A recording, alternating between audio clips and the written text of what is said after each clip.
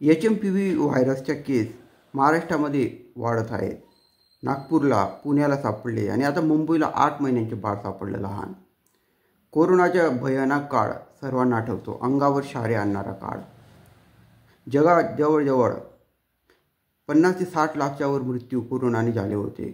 त्याच्यामुळे भीती वाटणं साहजिक आहे. नवा व्हायरससुद्धा कोरोनासारखा आहे का, त्या कोरोनासारखी पुन्हा स्थिती होईल का, लॉकडाऊन लागेल का वगैरे सर्वांची माहिती सांगणारे लक्षपूर्वक आहे का. HMPV व्हायरस तो चीनमधून चालू झाला आणि आता सर्व जगात वेगाने पसरतो आहे. परंतु तो प्रामुख्याने लहान मुलं आणि वृद्ध म्हणजे 5 वर्षाच्या आतली मुलं, 5 वर्षाच्या आतले आणि 65 वर्षाच्या वरचे वृद्ध व्यक्ती यांना जास्त होत होतो, कारण त्याची रोगप्रतिकारक क्षमता फार कमी असते. त्याच्यामुळे यांनी काळजी घेणं आवश्यक आहे. त्याची लक्षणं कोणती आहेत?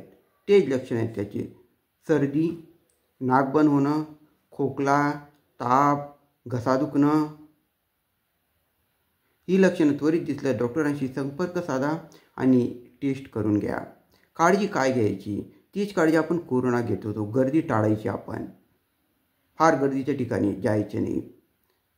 हात धुत राहायचे स्वच्छ पाण्याने, साबणाने, आणि मगच कोणत्याही वस्तूला हात लावायच्या. आणि जे जास्त अशक्त आजारी असतील त्यांनी मास्क वापरायचे. रोगप्रतिकारक क्षमता ज्यांची कमी असेल त्यांनी या 3 खबरदारी घेणं फार आवश्यक आहे. हे पहा, HMPV व्हायरस पहिल्यांदा चिमणीमध्ये आढळला होता, चिमण्यांमध्ये. मग तो चिमण्यांमधून माणसांमध्ये ट्रान्सफर झाला. नवीन नाही, तो व्हायरस जुना आहे. 2001 सालीच तो सापडला होता. 2001 साली सापडला होता, परंतु आता त्याच्या उद्रेक थोडा स्पीडने होती, इतकाच तो फरक आहे. जीव घेणार नाही तो जास्त एकदम कोरोनासारखा एवढा जीव घेणार नाही आहे.